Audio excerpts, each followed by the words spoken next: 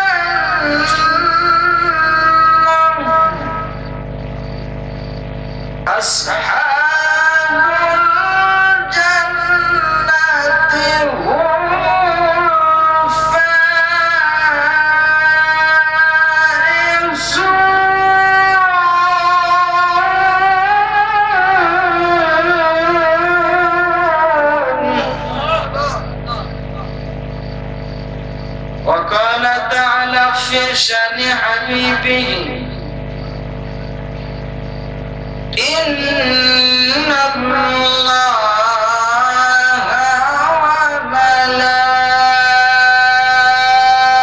وملائكته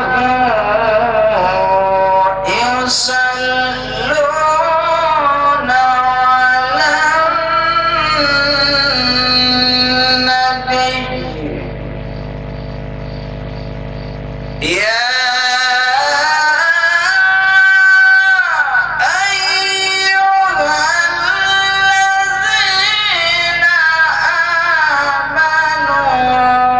صلوا عليه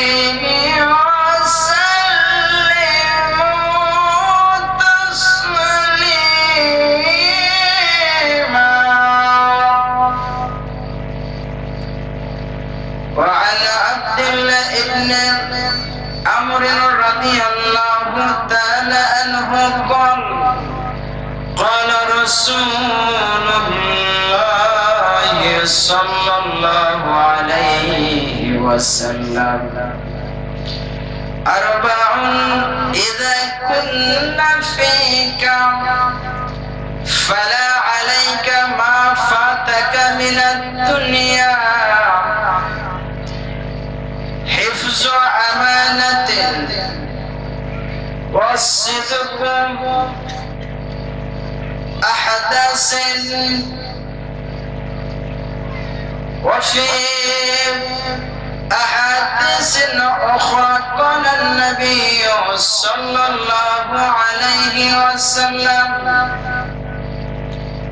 قال الله تعالى يا ابن آدم لو آتيتني بقرب الأرض خطاياي ثم لقيتني لا تشرك بي شيئا آتيتك مغفرة যদি কোন আমল আল্লাহর কাছে এতটুকু কম পড়ে যায় যার কারণে আমরা জাহান্নামী হয়ে যেতে যাব, সেই সময় যেন আল্লাহ এই মাহফিলের আঞ্জাম দেওয়ার কারণে এই ওসিলা করে কিয়ামতের কঠিন মুসিবতের সময় আল্লাহ যেন মাফ করে দেন। বলেন আমিন।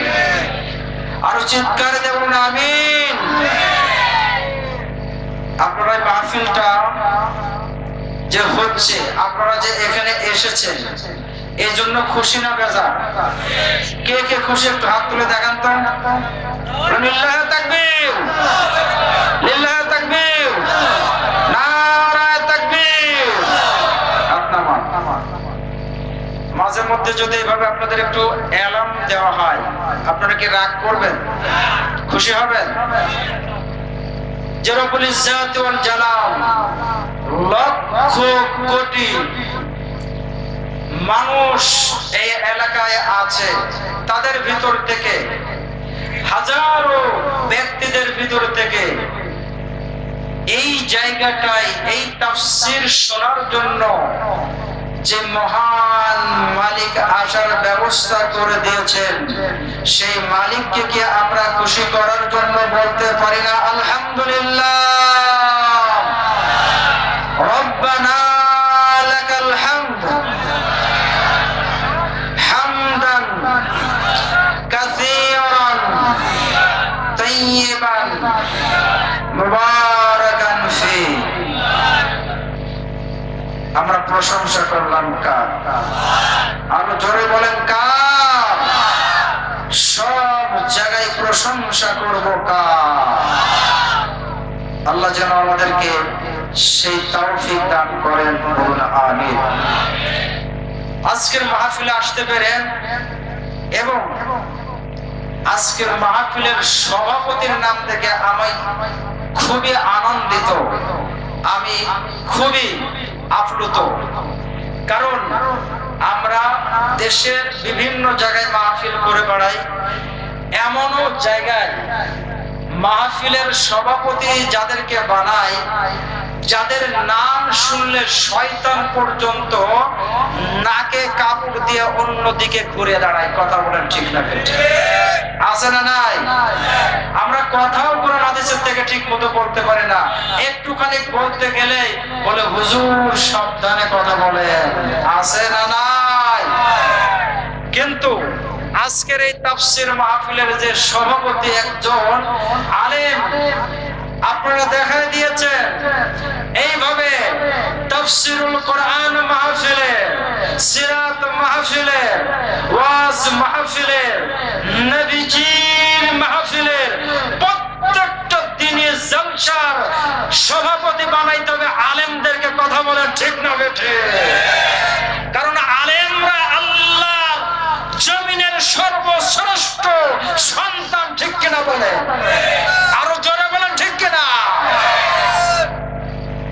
আলেমরাই আল্লাহকে সব থেকে বেশি বড় ভয় করে চলে। ঠিক না বেঠিক?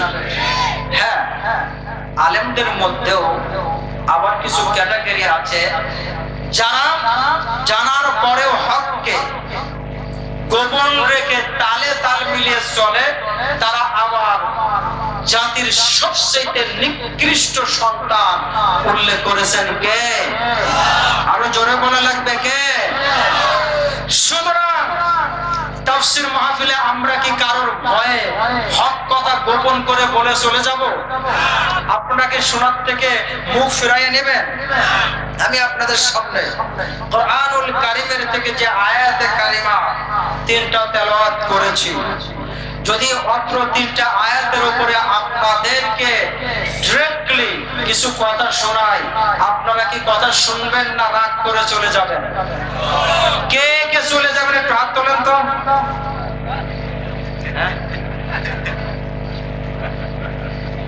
খুব সাবধান।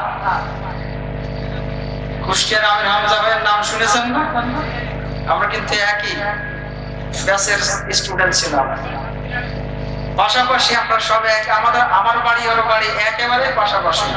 সুতরাং আমরা কথা বলবো, আপনারা কিন্তু ব্রেনটা এই দিকে দিয়ে কথা শুনতে হবে, নইলে যে কথা আপনার পক্ষে যাবে আপনি বলবেন খুব ভালো ওয়াজ করলো, আর যখনই আপনার কলিজায় লাগবে, আপনার কলিজায় দাও দাও করে আগুনের থেকেও বেশি জ্বলে যাবে, আপনি পরে যেয়ে বলবেন হুজুর সম্পূর্ণ আমার দেখে দেখে আমাদের বিরুদ্ধে কথা বলে গেল। কথা বলে তাও বলতে পারলেন না, ঠিক আরো আসতে বলেন।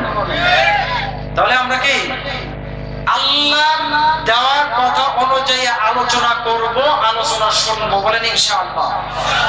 আরো জোরে বলেন ইনশাআল্লাহ। প্রিয় ভাইরা আমার, আমরা যে সময় এখানে বসে এত সুন্দর পরিবেশে আল্লাহর বান্দা হিসেবে আল্লাহর আসমানের নিচে জমিনের উপরে বসে আমরা আল্লাহর কোরআন শোনার সুযোগ পেয়েছি, সেই সময় আমার আপনার মতো এই জমিনের উপরে ফিলিস্তিনের মা বোন শিশুদেরকে নির্বিচারে ইহুদির বাচ্চারা খ্রিস্টানের বাচ্চারা বোম ব্লাস্টিং করে ধরে ধরে গুলি করে এই দুনিয়ার থেকে শাহাদাতের পেয়ালা বরণ করে হাসতে হাসতে তারা দুনিয়া থেকে বিদায় নিতে, ঠিক কিনা? সুতরাং আল্লাহ শুকরিয়া আদায় করুন, নইলে আমার মাতৃভূমি নিয়েও শকুনের দলেরা যেইভাবে চক্রান্ত করছে, ইসলাম প্রিয় ব্যক্তিদের জন্য এই মাতৃভূমি ফিলিস্তিন হতে সময় লাগবে না, লাগবে না, লাগবে না, ঠিক না?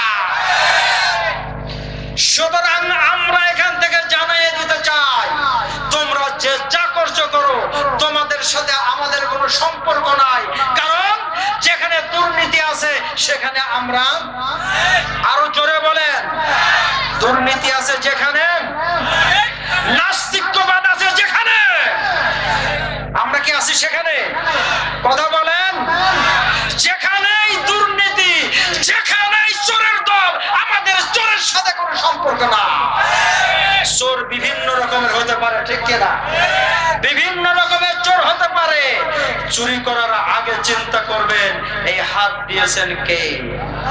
আরো জোরে বলেন কে? চোখ দিয়েছেন কে? রাগ করছে মনে হয় আপনারা। ভাই আমি যতটা আওয়াজ দিয়ে বলছি আপনারা কি আমার সাথে একটু বলতে পারবেন না? 400-500 কিলোমিটার না, প্রায় 1200 কিলোমিটার এখান থেকে আমরা সেই কুষ্টিয়া থেকে জার্নি করে এসে আপনাদের সামনে কথা বলছি। আপনারা যদি একটু স্বতঃস্ফূর্ত হয়ে উত্তর না দেন, কি করে আলোচনার ভিতরে যাব বলেন? চোখ দিয়েছেন কে? জোরে জোরে বলতে হবে। কান দিয়েছেন কে? এই জবান দিয়েছেন কে? যেই রব্বুল আলামিন জবান দিয়েছেন, সেই জবান দিয়ে জিকির চলবে কার? আরো জোরে বলুন কার? সুতরাং জবানের যতক্ষণ পর্যন্ত কথা বাইর হবে, চোখ দিয়ে যতক্ষণ পর্যন্ত আল্লাহর কোরআন দেখতে পাইবো, কান দিয়ে যতক্ষণ পর্যন্ত শুনতে পাইবো, ততক্ষণ পর্যন্ত কোরআনের কথা, নবীর কথা বলতেই থাকবো, শুনতেই থাকবো, ঠিক কিনা মুসলমান? কে কে রাজি আছে হাত তুলে দেখা।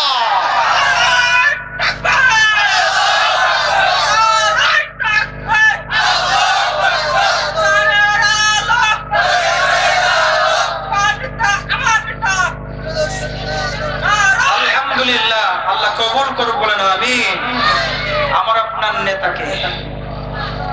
কথা কয় না।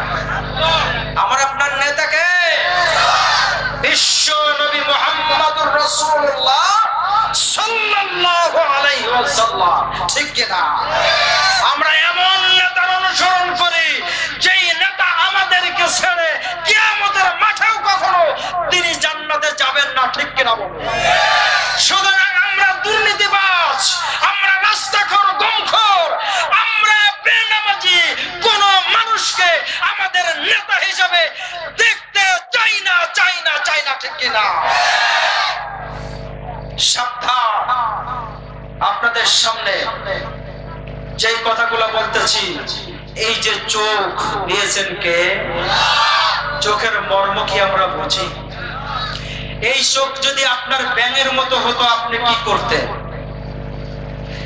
চোখ যদি ব্যাঙের মতো হতো কি করতেন?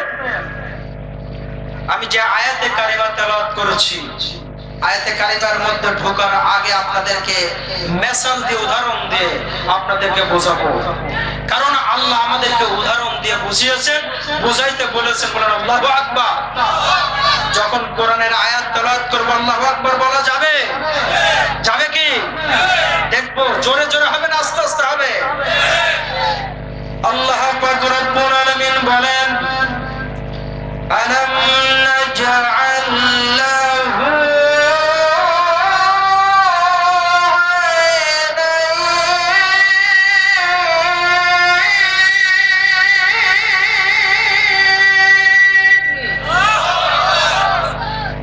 চোখ দুইটা দান করেছেন কে? যে কথা বলতেছি ব্যাঙের সাথে তুলনা করলাম কেন?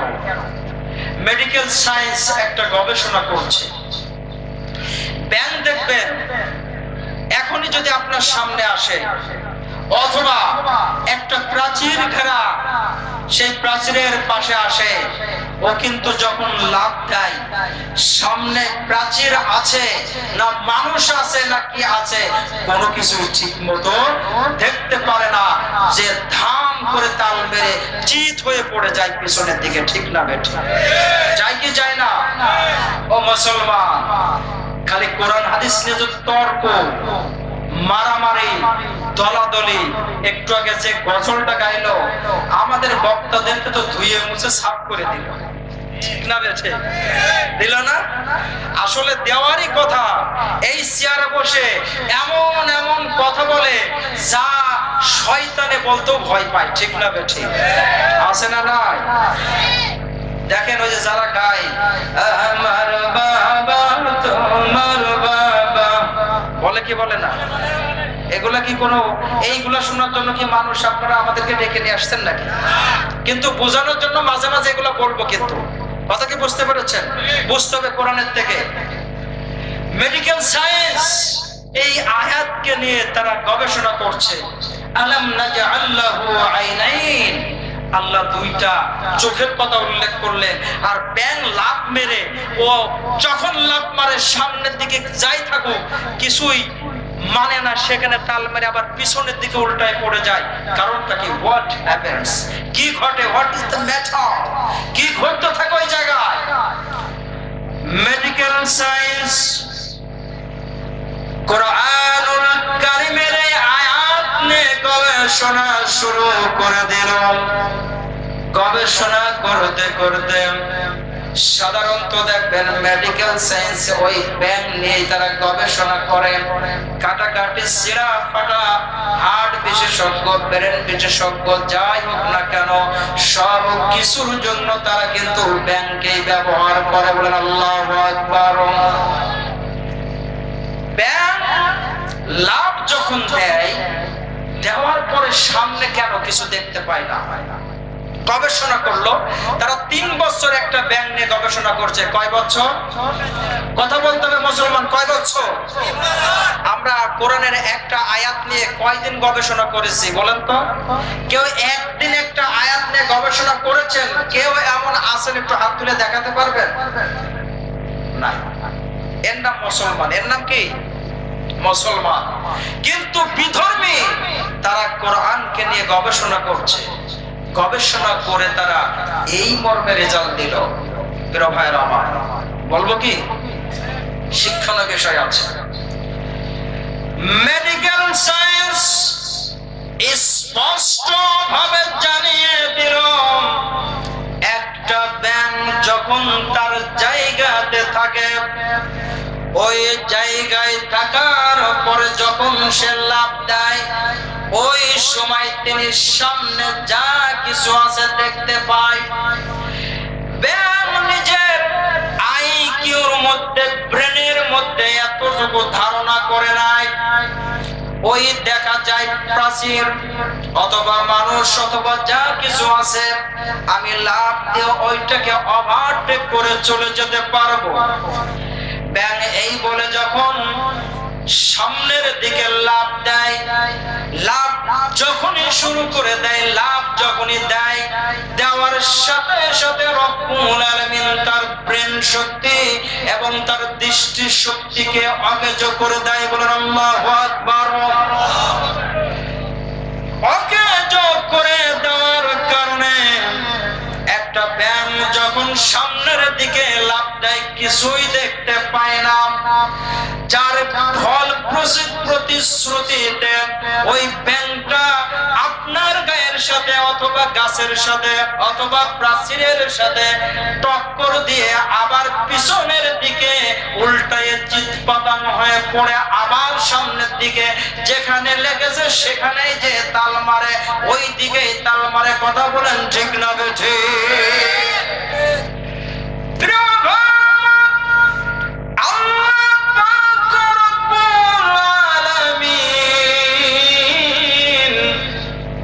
দুনিয়ার মানুষদেরকে ডেকে ডেকে যেন জানায় দিচ্ছেন, ও দুনিয়ার মানুষেরা, তোমরা কি একটু চিন্তা ভাবনা করে দেখলে না?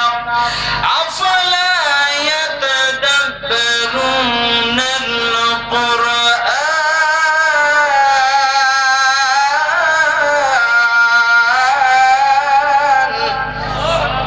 আল্লাহ বলছেন, ও দুনিয়ার মানুষেরা, একটা বারের জন্য, একটুখানি সময়ের জন্য তুমি কি আমার কোরআনকে নিয়ে গবেষণা করে দেখলে না?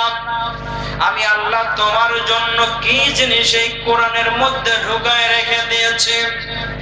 বিজ্ঞান বলল, ব্যাংকটা লাভ দেওয়ার সাথে সাথে ব্রেন শক্তিতে কাজ করে না, ব্যাংকটা লাভ দেওয়ার সাথে সাথে দৃষ্টি শক্তিতে কাজ করে না, যার কারণে একটা ভুল বারবার করতে থাকে। আল্লাহু আকবার। কিন্তু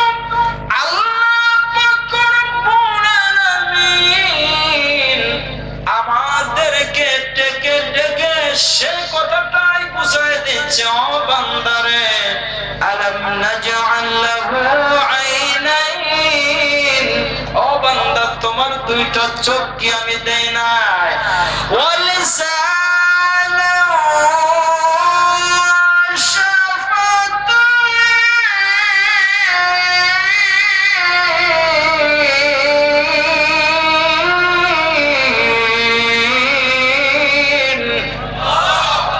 বলছেন, ও বান্দা তোমার কি জিহ্বা দেই নাই? তুমি কি জিহ্বা দিয়ে কখনো চিন্তা করে দেখলে না? এরপরে আল্লাহ আবার বলছেন, ইন্নাস সামআ ওয়াল বাসারা ওয়াল ফুআদা কুল্লু উলাইকা কানা আনহু মাসউলা।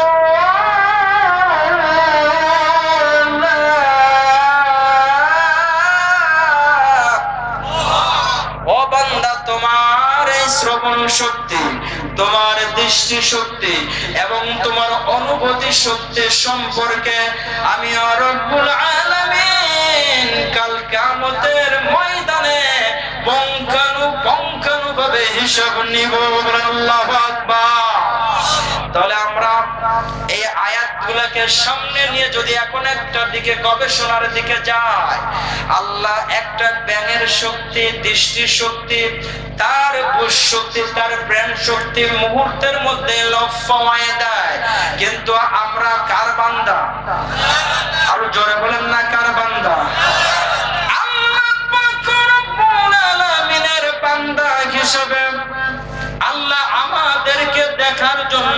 দৃষ্টি শক্তি দিয়েছে। আপনি যদি এখান থেকে এখন দৌড় দেন, আপনি এখান থেকে যদি 1 কিলোমিটার পর্যন্ত দৌড়াইতে দৌড়াইতে যান, আপনার দৃষ্টি শক্তি আল্লাহ কি কেড়ে নেবে? আরো জোরে বলতে হবে, কেড়ে নেবে। আপনি যদি সারাটা দিন কথা বলতে থাকেন, আল্লাহ রাব্বুল আলামিন যে জবানের যে কথা বলার শক্তি দিয়েছেন, আল্লাহ কি আপনার এই কথা বলার শক্তি কেড়ে নেবে? আপনি সারা দিন যদি ভালো হোক মন্দ হোক যাই হোক না কেন শুনতে থাকেন, আল্লাহ কি আপনার এই শ্রবণ শক্তি কেড়ে নেবে? তার মানে বান্দাকে আল্লাহ বুঝায় দিলেন, ও বান্দা, আমি কিন্তু তোমাকে ওই ব্যাঙের মতো বানাইতে পারতাম। পারতো কি পারতো না? যদি ব্যাঙের মতো আমাদের দৃষ্টি শক্তি আল্লাহ করে দিত, ব্যাঙের মতো যদি আমাদের শ্রবণ শক্তি, আমাদের বুঝ শক্তি বানায় দিত, আমার মনে হয় কুকুরে যদি কখনো কাউকে তাড়া দিত, একটা মানুষ কুকুরের সামনের থেকে নিজেকে কখনো বাঁচাইতে পারতো না, ঠিক কিনা? আমার এই জন্য বোঝা শিখতে হবে। আপনি যতই এখন বাহাদুরি দেখান, আপনার ক্ষমতা আছে, আপনার সব শক্তি আছে, আপনার নাওয়াল আপনার দিকে না, আপনি আমাদের দিকে ব্যবহার করছেন। মুহূর্তের মধ্যে সব কিছুকে উল্টাই দিতে পারেন কে? আরো জোরে বলেন কে? আল্লাহ বলেছেন, আন্নাল কুওয়াতা লিল্লাহ।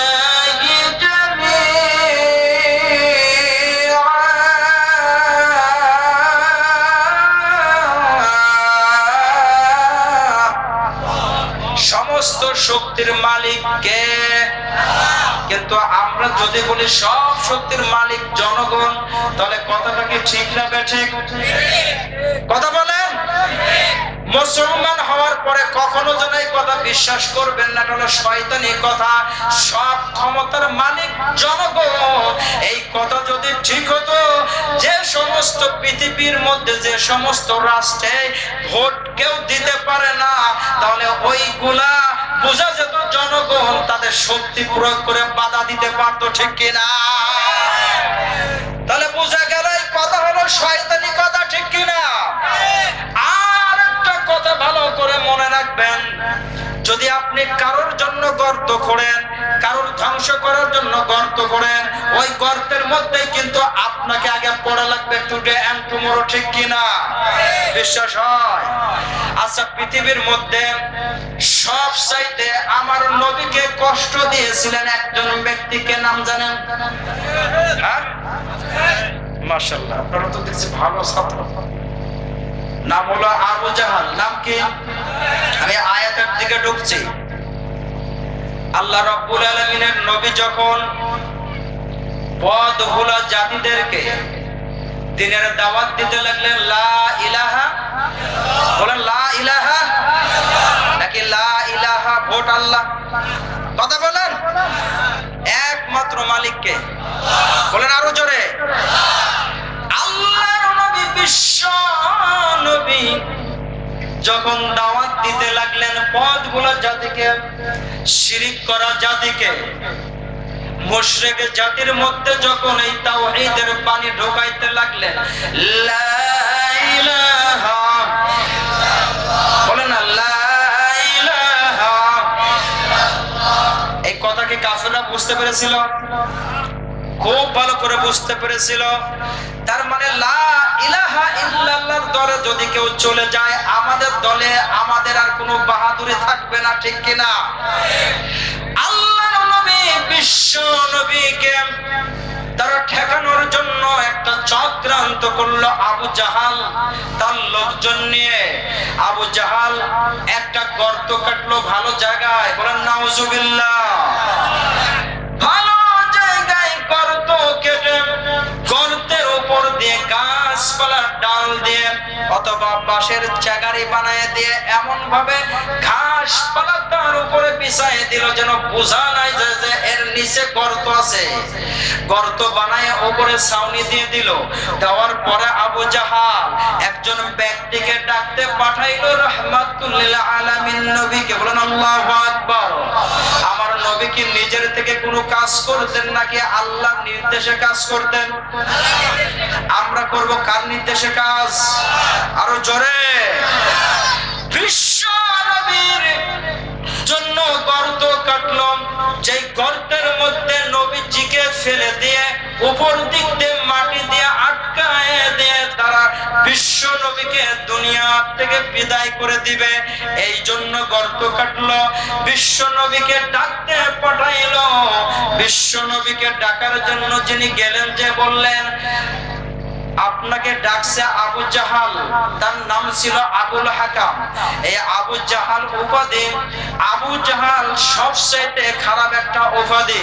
আল্লাহ রাব্বুল আলামিন ওই আবুল হাকামের এমন একটা উপাধি দিয়ে দিলেন যে দুনিয়ার মধ্যে আবুল হাকাম তুই বেঁচে থাকবি না, তোর নাম আমর ইবনে হিশাম, তুই বেঁচে থাকবি না, কিন্তু তোর এমন একটা লকব আমার নবীর মাধ্যমে দিয়ে দিলাম, তুই বেঁচে থাকবি না, কিন্তু তোর লকবধারী অনেক তোর অনুসারী পৃথিবীতে বেঁচে থাকবে কিয়ামত পর্যন্ত, ঠিক কিনা?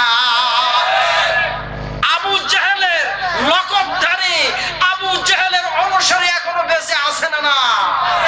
কোরআনের বিরুদ্ধে, নবীর বিরুদ্ধে যারাই যাবে, যারাই দাঁড়াবে, বুঝবেন তাদের মধ্যে আবু জাহেলের খাসলত কাজ করছে, ঠিক কিনা? তা আমার নবীকে ডাকতে পাঠাইছে। আমার নবীকে যে যখন ডাকছে তখন জিবরাইল আলাইহিস সালাম এসে গিয়েছে। বলেন আল্লাহু আকবার। জিবরাইল এসে বলছে নবী গো, এখনো যাওয়ার সময় হয় নাই, এখন যাওয়া যাবে না। বলেন আল্লাহু আকবার। আবু জাহালের দূত ফিরে এসে বলল তার বাড়িতে একটু কাজ আছে, একটু পরে আসার কথা বলল। আবু জাহাল থেমে গেল, কিছুক্ষণ সময় চলে যায়, আসে না। রহমাতুল লিল আলামিন আবার ডাকতে পাঠানো হলো। আবার যখন ডাকতে গেল, আবারও জিবরাইল বলে যাওয়ার সময় হয় নাই নবী গো, এখনো যাওয়া যাবে না, আল্লাহ যতক্ষণ পর্যন্ত না আপনাকে যাওয়ার অনুমতি দেয় আপনি যেতে পারবেন না, ফিরাইয়ে দেন। বলেন আল্লাহু আকবার। আবার ফিরে দেওয়া হলো। ফিরে এসে আবু জাহলকে বলে নেতাজি এখনো আসার সময় হয় নাই, তার কাজ সারা হয় নাই। আবু জাহল রেগে গেল, কারণ যাদের মধ্যে আল্লাহর ভয় নাই, যাদের মধ্যে আল্লাহ রাব্বুল আলামিনের কোনো ভয় নাই, জ্ঞান নাই, ওই মানুষগুলো দেখবেন মুহূর্তের মধ্যে ছুটে যায়, রেগে যায়। কথা বলেন ঠিক না বেঠিক? আবু জাহল হায় তারাঙ্গা তাই তারাঙ্গা করে নেচে উঠলো। সে বললে এত বড় ক্ষমতা, ওই এতিমের বাচ্চা এতিম আমার ডাকে সাড়া নেতাই আসে না। আবার এই বলে তিনি রাগে বলতে লাগলেন, বললো আবার যাও ডেকে নিয়ে আসো। আবার ডাকতে গেল, যখনই ডাকতে গেল, ডাকতে যাওয়ার পরে যখনই নবীকে বলছে, জিবরাইল বলে এখনো যাওয়া যাবে না, নবী তাকে ফেরত দিয়ে দিল। এবার ওই দূত এসে যখনই বলছে, নবী আসলো না, কিছুক্ষণ পরে আসবে। আবু জাহল এত পরিমাণে রেগে গিয়েছে, এত পরিমাণে রাগান্বিত অবস্থায় এই দিকে একবার লাফ দেয়, ওই দিকে একবার লাফ দেয়। এই লাফালাফি করতে করতে যেখানে গর্ত কেটেছে কাকে ডুবানোর জন্য, আরো জোরে বলেন কাকে? নবীকে রহমাতুল লিল আলামিনকে ডুবানোর জন্য গর্তে ফেলে মাটি দিয়ে ঢেকে দেবে, দুনিয়ার থেকে বিদায় করে দেবে, এমন একজন ব্যক্তির জন্য যেই গর্তটা কেটেছে আবু জাহাল। আবু জাহাল একবার এই দিকে একবার ওই দিকে এইভাবে লাফালাফি করতে করতে দেখা গেল আল্লাহ রাব্বুল আলামিন নবীর দুশমন আবু জাহালকে ওই গর্তের মধ্যে ঢুকাইয়া দিল। বলেন আল্লাহু আকবার। যখন গর্তের মধ্যে পড়ে গিয়েছে, তার যে তারা বলেন নেতাজি ব্যাপার কি, আপনি যার জন্য গর্ত কাটলেন সে তো এখনো গর্তে এসে পড়লো না, আপনি নিজেই যে গর্ত কেটেছেন অন্যের জন্য, সেই গর্তের মধ্যে পড়ে গিয়েছেন। এই বলে তখন নেতাজিকে তারা টেনে টেনে তুলছে। আল্লাহ রাব্বুল আলামিন এখান থেকে আমাদেরকে একটা শিক্ষা জানাই দিলেন, ও মুসলমানেরা, কক্সবাজারের মুসলমানেরা, শুনে রাখো, যদি নবীর বিরুদ্ধে যাও, অন্যায় করে যদি কোনো মানুষের জন্য তুমি ক্ষতি করার ফাঁদ আটকাও, একদিন এমন সময় আসবে ওই ফাঁদে তোমাকেই করে এই দুনিয়া থেকে ওই আবু জাহালের মতো করে বিদায় নেওয়া লাগবে। কথা বলেন ঠিক না বেঠে? সুতরাং সাবধান, কোরআনওয়ালাদেরকে, নবীওয়ালাদেরকে এই পৃথিবীর থেকে বিদায় করার আগে নিজে যেন সেই বিদায় ঘন্টায়, বিদায়ের ঘন্টা বেজে নিজে যেন এই দুনিয়া থেকে বিদায় না হয়ে যাও, এই দিকে সতর্ক থাকতে হবে। কথা বলেন ঠিক না বেঠে? সুতরাং আল্লাহ আমাদের জন্য ছিল, আল্লাহ আমাদের জন্য আছে, আল্লাহ আমাদের জন্য থাকবে ইনশাআল্লাহ। কথা বলেন ঠিক না বেঠে? নারায়ে তাকবীর, নারায়ে তাকবীর। দ্বীন ইসলাম, দ্বীন ইসলাম, আল কোরআনের আলো, আল কোরআনের আলো। কে বলা যায় না সংসদে যাও? বলা যায় না নাকি? ভয় পাচ্ছে? কে কে ভয় পাচ্ছে? অনেকেই ভয় পাচ্ছে যে হুজুর দিনকাল ভালো না, নাকি? শুনুন, কোরআনের কথা বলতে যে যদি মৃত্যু হয়ে যায় সমস্যা আছে? কোনো ভয় করে? কারণ আল্লাহর দেওয়া জীবন আল্লাহর রাস্তায় দিতে পারলে এর থেকে বড় সফলতা আর কিছু না। ঠিক না বেঠে? আল্লাহর রাসূল বলেছেন যারা শহীদ হবে দুনিয়াতে, ওরা শহীদ হওয়ার সাথে সাথে আল্লাহর জান্নাতে বিনা হিসাবে চলে যাবে। আল্লাহু আকবার। শুধু তাই নয়, যারা শহীদ হবে শহীদের জন্য আল্লাহ প্রত্যেকটা জান্নাতের পারমিশন দিয়ে রাখবেন। আল্লাহু আকবার বলেন। তাদের জন্য কোনো পারমিশন লাগবে না, ওরা এভরি জান্নাত, প্রত্যেকটা জান্নাতে পাখি হয়ে, সবুজ পাখি হয়ে ঘুরে বেড়াবে। আল্লাহর পক্ষ থেকে তাদেরকে রিজিক দেওয়া হবে। বলেন আল্লাহু আকবার। প্রিয় ভাইরা আমার, এই জন্য আল্লাহর দেওয়া জীবন আল্লাহর রাস্তায়, নবীর আদর্শের জায়গায় আমরা আমাদের জীবনকে বিলিয়ে দেব, তারপরও নবীর আদর্শকে ছোট হতে দেব না ইনশাআল্লাহ। কে কে রাজি আছে হাত তুলে দেখাও। আল্লাহু আকবার। আল্লাহ কবুল করে বলেন আমিন। কষ্ট পেলেন? কষ্ট পেলেন? এই যে হাত তুললেন, এই হাত ক্যামেরায় আমার আপনার কাছে দুইজন ফেরেশতা আছে না নাই? নাম কি? কিরামান কাতিবিন। এরা কিন্তু সব এখনই তাদের কাছে ভিডিও করে রেখে দিল। কিয়ামতের ময়দানে আমার আপনার আমলনামায় সবগুলো দেখানো হবে। তখন আফসোস হবে রব্বুল আলামিন, কেন আমরা বেশি বেশি তাফসীর মাহফিলে যাই এইভাবে ভালোর দিকে হাত উঁচু করি নাই? যদি আরো বেশি উঁচু করতাম, আরো বেশি উঁচু করতাম, তাহলে আমাদের জন্য কতই না মঙ্গল হতো। এইভাবে আফসোস হবে। এই জন্য আমরা কোরআনের পক্ষে, নবীজির পক্ষে সব সময় সোচ্চার ভাবে, সতর্ক ভাবে আমরা সব সময় এই আদর্শের সাথে আমাদের জীবনকে মিলায়ে রাখতে চাই। ঠিক কিনা? প্রিয় ভাইরা আমার, আমি আপনাদের সামনে যে আয়াতে কারিমা তেলাওয়াত করেছি, আল্লাহ রাব্বুল আলামিন বলছেন, ইয়া আইয়ুহাল্লাযিনা আমানুত্তাকুল্লাহ, হে ঈমানদারগণেরা, আমি আল্লাহকে ভয় করো। কাকে ভয় করো? আরো জোরে বলেন, কাকে ভয় করতে হবে? আল্লাহকে ভয় করতে হবে। যদি আল্লাহর ভয় ভিতরে না থাকে, তাহলে কখনোই আল্লাহকে মেনে নেওয়া যাবে না। আল্লাহ রাসূল সাল্লাল্লাহু আলাইহি ওয়াসাল্লাম বলেছেন, যদি তোমার মধ্যে চারটে জিনিস থাকে, কয়টা? আরো জোরে। তাহলে তামাম দুনিয়া যদি একদিকে চলে যায়, তামাম দুনিয়া যদি তোমার কাছ থেকে দূরে সরে যায়, তারপরে তোমার কোনো ক্ষতি করতে পারবে না, পারবে না, পারবে না। আল্লাহু আকবার। বলবো সেই চারটে জিনিস কি? এক, আল্লাহ রাসূল সাল্লাল্লাহু আলাইহি ওয়াসাল্লাম বলছেন, হিফজু আমানাতিন, যদি তুমি আমানতের হেফাজতকারী হও, তাহলে তোমার কাছ থেকে তামাম দুনিয়া সরে গেলেও তোমার কোনো ক্ষতি হবে না। দুই, হুসনু খুলুকাতিন, যদি তোমার আদর্শটা উত্তম আদর্শ করতে পারো, নবীজির আদর্শ আদর্শিত করতে পারো, তামাম দুনিয়া যদি তোমার কাছ থেকে দূরে সরে যায়, তোমার কোনো ক্ষতি হবে না। আল্লাহ রাসূল সাল্লাল্লাহু আলাইহি ওয়াসাল্লাম এইভাবে যে ধারাবাহিক বলছেন, আমরা একটা একটা করে এবার বিস্তারিত বোঝার চেষ্টা করব। আল্লাহ বলছেন আমার নবীর দিয়ে যে যদি তোমরা আমানতের হেফাজতকারী হও। কিসের হেফাজতকারী বলেন? যে যে জায়গায় আছেন সে সেই জায়গার আমানতের হেফাজত করতে হবে। ঠিক না বেঠি? কথা বলেন ঠিক না বেঠি? কিন্তু আমরা দেখি যুগে যুগে নবীদের সাথে সেই জামানার উম্মতেরা আমানতের খেয়ানত করেছে। ঠিক না বেঠি? করেছে কি করে নাই? করেছে। আপনাদেরকে একটা নবীর যুগের একটা আমানতের খেয়ানতের পরিণতি কি সম্পর্কে বলেই আরেকটা দিকে যাব।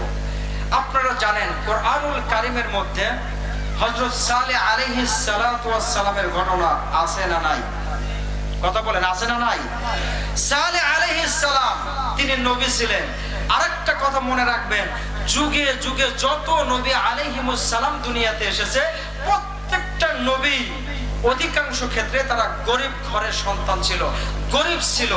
যাদেরকে আল্লাহ নবুয়াতি দান করেছে ওই যুগের ধনাঢ্য ব্যক্তিরা, কোটিপতিরা, পুঁজিপতিরা সহজে মেনে নিতে পারে না। ঠিক একইভাবে হযরত সালেহ আলাইহিস সালাম তার জাতির সামনে যে দাওয়াত দিলেন, লা ইলাহা, বলুন লা ইলাহা, লা ইলাহা ইল্লাল্লাহ, লা ইলাহা ইল্লাল্লাহ। কথা কি বুঝতে পারছেন? যখনই এই দাওয়াত দিল, জাতির লোকেরা যারা গরিব প্রকৃতির ছিল তারা মেনে নিল সালেহ আলাইহিস সালাতু ওয়াস সালামের দাওয়াত। কিন্তু এক শ্রেণীর কোটিপতি পুঁজিপতিরা মেনে নিল না।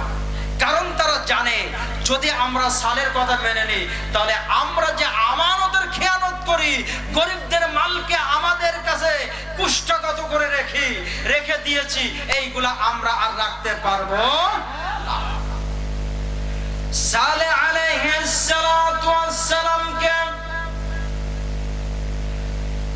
সেই সময়ে পুঁজিপতিরা এসে প্রস্তাব দিল, আমি ঘটনা সংক্ষেপ করে আপনাদেরকে শোনায় দেব।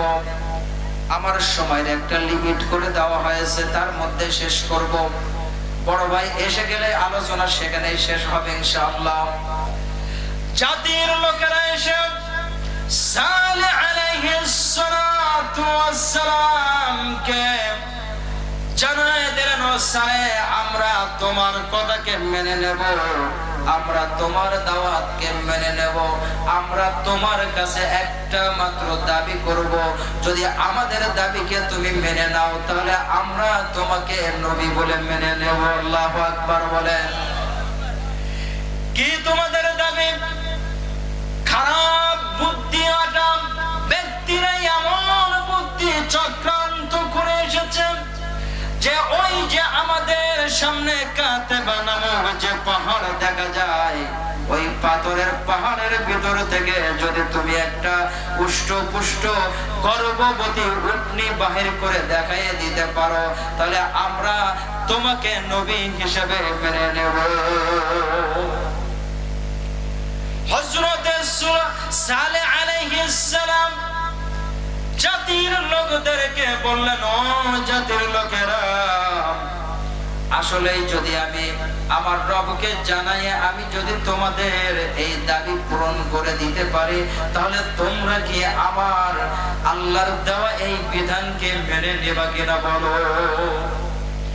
জাতির লোকেরা বলল, অবশ্যই অবশ্যই আমরা মেনে নেব, আমরা তোমার কথাকে মেনে নেব।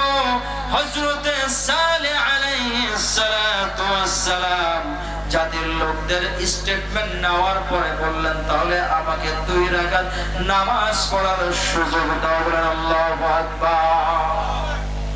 এখান থেকে আরেকটা শিক্ষা, একজন ঈমানদার, একজন মুসলমান যখন কোনো বিপদের সম্মুখীন হবে 2 রাকাত নামাজ পড়ে আল্লাহ রাব্বুল আলামিনের কাছে ওই বিপদের থেকে বাঁচার জন্য প্রার্থনা করবে। কথা বলেন ঠিক না ঠিক? সালেহ আলাইহিস সালাম পবিত্রতা অর্জন করেন,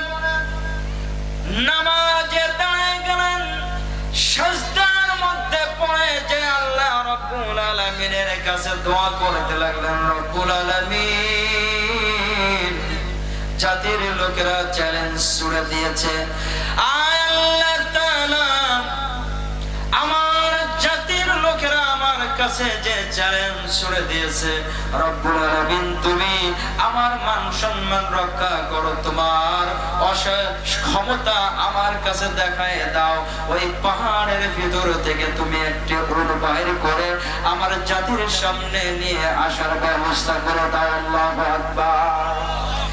আল্লাহ রাব্বুল আলামিনের পয়গম্বর দোয়া করতে দেরি কিছুক্ষণের মধ্যেই দেখা গেল সেই কাতবা পাহাড়টা ছিল পাথরের পাহাড়, কিছুক্ষণের মধ্যেই ঝলঝলা শুরু হয়ে গেল, পাহাড়টা কাঁপনি শুরু হয়ে গেল।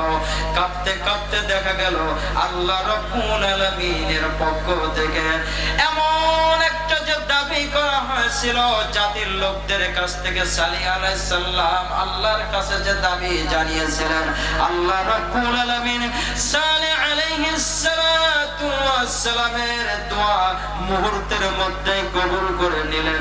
আল্লাহ রাব্বুল আলামিন তার পক্ষ থেকে আল্লাহ রাব্বুল আলামিনের উটনি বাহির করার ব্যবস্থা করে দিলেন। আল্লাহু আকবার। উট বাহির হয়ে আসলো, আল্লাহ রাব্বুল আলামিনের গোলাম হযরত সালেহ আলাইহিস সালাতু ওয়াস সালাম জাতির লোকদেরকে জানিয়ে দিলেন, হাযা নাখাতুল্লাহ,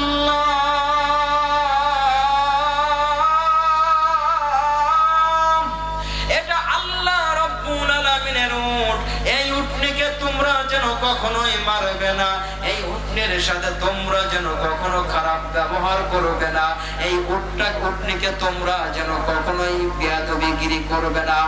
আল্লাহ রাব্বুল আলামিনের পয়গম্বর তাদেরকে শর্ত দিয়ে দিলেন। ওই সময় শর্ত ছিল তাফসীরে ইবনে কাসিরের মধ্যে, তাফসীরে কুরতুবী, তাফসীরে বাইজাবির মধ্যে আসছে।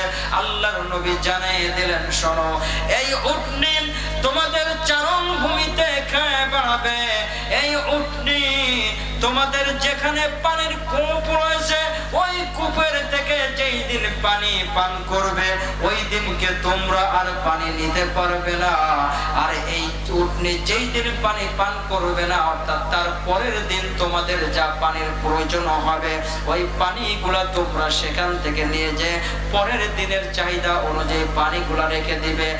আর এই যে উটনি তার যে বাচ্চা হয়েছে এই বাচ্চা দেওয়ার কারণে তোমরা পুরো কওমের লোক এই উটনির দুধ দহন করবে। বলেন আল্লাহু আকবার। উটনির দুধ দহন করে তোমরা এই উটনির দুধ পান করবা তৃপ্তি সহকারে। আল্লাহ রাব্বুল আলামিন তোমাদেরকে তৃপ্তি সহকারে পুরো কওমের দুধ পান করানোর ব্যবস্থা করেছেন। আল্লাহু আকবার। আল্লাহ রাব্বুল আলামিনের নবী তাদেরকে এই শর্ত দিয়ে দিলাম। কিছুদিন ভালোই চলতে লাগলো, কিন্তু দেখা গেল ওই যে শর্ত ছিল যদি উটনি বাইর করে নিয়ে এসে দেখানো যায় তাহলে পরে আল্লাহ রাব্বুল আলামিনের পয়গম্বরের দাওয়াত তারা কবুল করে নেবে, শর্ত ছিল। কথা বলেন ঠিক না ঠিক? আমার প্রিয় ভাইরা, আল্লাহর নবী যখন তাদেরকে বলল আপনাদের সাথে আমার যে একটা চুক্তি ছিল, আমার কাছে তোমরা যে দাবি করেছিল আপনি বাহির করে দেখাইতে পারলে তোমরা মেনে নিবে আল্লাহর দেওয়া বিধান লা ইলাহা ইল্লাল্লাহ, এখন তোমরা কি বলো সেটার উত্তর দাও। ওই সময়ের 9টা গোত্র ছিল। ঘটনা আমি সংক্ষেপ করে আপনাদের শোনায়, আসল বস্তু বোঝানোর জন্য 9টা যে গোত্র ছিল, গোত্র প্রধানেরা তারা বলল, ও সালেহ তুমি তো গরিব মানুষ, তুমি কি পাগল নাকি? তোমার কাছে আমরা একটা দাবি করলাম, তুমি দেখালে, আমরা তো তোমাকে জাদুকর ছাড়া আর কিছুই মনে করি না। বলেন নাউজুবিল্লাহ। আল্লাহ রাব্বুল আলামিনের বান্দা হযরত সালেহ আলাইহিস সালাম ওই লোকদেরকে বলল, শোনো, তোমরা যদি আমার সাথে যে চুক্তি করেছিলে এই চুক্তি যদি তোমরা মেনে না নাও, এই চুক্তি অনুযায়ী যদি তোমরা কাজ না করো, আল্লাহ রাব্বুল আলামিন তোমাদের উপরে আল্লাহর পক্ষ থেকে গজব নাযিল করবে।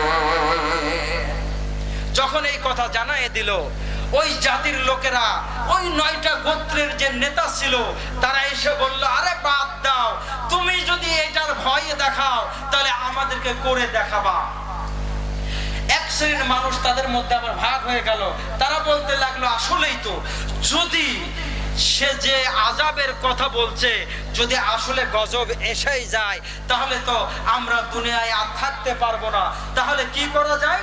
তারা এবার তাদের মধ্যে 2জন ধনাঢ্য নারী ছিল। কয়জন নারী ছিল বলেন? আরো জোরে বলেন, কয়জন? 2জন নারী ছিল। 2জন নারী, তাদেরকে ওই সময়ের 2টা নারী ছিল। কয়টা নারী বলেন? এদিক খেয়াল করেন, আমি শেষ করে দিয়েছি এখনই। 2জন নারী ছিল। একজনের খুব সুন্দরী চেহারা ছিল, আর একজনের ছিল অনেক টাকা পয়সা, ধন দৌলত। এই 2 নারী 2টা যুবককে জোগাড় করলো। কয়টা যুবককে? আরো জোরে বলেন, কয়টা? 2টা যুবককে জোগাড় করলো। আরেকটা তাফসীরের মধ্যে আসছে, ওই 9টা গোত্রের 9টা যুবক জোগাড় হলো। তারা যখন আসলো, তাদেরকে ওই সুন্দরী নারী বলল, তোমরা যদি এই সালেহ আলাইহিস সালামের উটনিকে যদি তোমরা মেরে ফেলতে পারো তাহলে আমার এই যে সুন্দরী চেহারা তোমাদের কাছে আমি দিয়ে দেব, তোমাদের সাথে আমি থাকবো। বলেন নাউজুবিল্লাহ। আরেকজন নারী যার টাকা পয়সা ছিল, সে বলল, যদি তোমরা ওই সালের উটনিকে মেরে দিতে পারো তাহলে আমার যে টাকা পয়সা ধন সম্পদ আছে 3 ভাগের 2 ভাগ ম্যাক্সিমাম সম্পদ তোমাদেরকে দিয়ে দেবো। বলে নাউজুবিল্লাহ। এক পর্যায়ে যুবকেরা, পথভুলা যুবকেরা তার কথাই ওই 2জন ব্যক্তির প্রস্তাবে রাজি হয়ে গেল। রাস্তার পাশে তাদের অস্ত্র নিয়ে ওত পেতে থাকলো। ওত পেতে আসে, রাস্তা দিয়ে যখন সালেহ আলাইহিস সালামের উট নিয়ে যাচ্ছে, আর রাস্তার পাশের থেকে বাহির হয়ে উটনের সামনের পায়ে তারা তাদের অস্ত্র দিয়ে কোপ দিয়েছে। বলে নাউজুবিল্লাহ। যখনই কোপ দিয়েছে তখনই উটনি পড়ে গিয়েছে। আর উটনির যে বাচ্চাটা ছিল, উটনির বাচ্চাটা লাফ দিয়ে ডাকতে ডাকতে যে কাঁতে বা পাহাড় ভিতর থেকে উটনি বাহির হয়ে এসেছিল, ওই পাহাড়ের উপরে চলে গেল। ওই পাহাড়ের উপরে যাওয়ার পরে পাহাড়ের মধ্যে গেল না, কোথায় গেল আল্লাহু আলাম। প্রিয় ভাইয়ের আমার, এই জন্য সাবধান থাকতে হবে। এখনো এইরকম নারী জাতি, এইরকম নারী আছে না নাই? আরো জোরে বলেন, আছে না নাই? যুবকেরা সাবধান, তোমাদেরকে প্রলোভন দেবে, এই তোমরা অমুককে মেরে আসো, কোরআনের পাখিদেরকে মারো, কোরআনের দল যারা করে তাদেরকে মারো, আমাদের দেহ ভোগ করতে দেব। আমরা কি ওই সুন্দরী নারীদের প্রলোভনের উপরে কোরআনের বিরুদ্ধে, নবীর আদর্শের বিরুদ্ধে, আল্লাহর জমিনে যারা আল্লাহর দ্বীন কায়েম করতে চায় তাদের বিরুদ্ধে যাব? আমরা কি যাব? কে কে যাব? হাত তুলে দেখাও।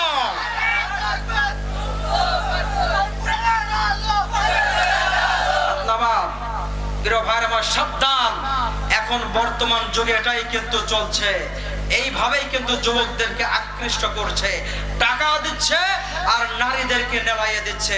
সুতরাং আমরা যেন এই 2টা প্রলোভনে পড়ে আমাদের ঈমান, আমল, আমাদের আখিরাত যেন বরবাদ না করি। আল্লাহ আমাদেরকে ঈমানের উপরে টিকে থাকার মতন যোগ্যতা দান করুক। আমিন। সুবহানাকাল্লাহুম্মা ওয়া বিহামদিকা আশহাদু আল্লা ইলাহা ইল্লা আনতা আস্তাগফিরুকা ওয়া আতুবু ইলাইক। আসসালামু আলাইকুম ওয়া রাহমাতুল্লাহি তাআলা ওয়া বারাকাতুহু।